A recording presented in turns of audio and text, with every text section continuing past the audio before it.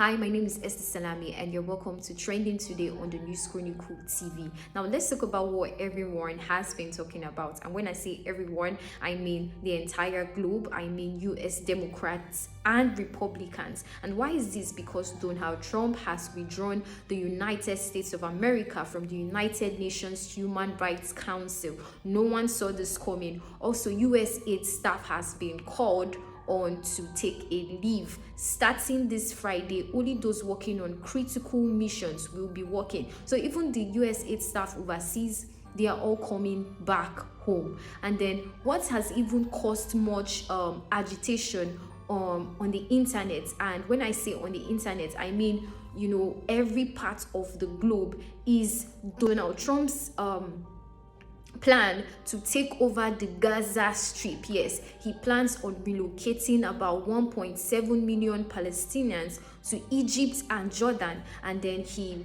plans on making the Gaza Strip the Riviera of the Middle East. Egyptians are angry, the Saudi Arabians are angry. In fact, like I said, both Democrats and Republicans are angry. And then again, I would just say, talking about this whole thing, it's important for African leaders to really up their game. It doesn't look like we are high on Donald Trump's radar. We need to think about how we can fend ourselves, how we can strengthen our governance and leadership without the intervention of the world power, because no one is seeing anything coming. Things are just happening. So for more stories like this, be sure to check our website. Trust me, there's a whole lot happening in the globe and also in Nigeria at the news-chronicle.com. And also share this video with your friends and your family. Make sure to subscribe to our channel so that you can be notified whenever we release a video.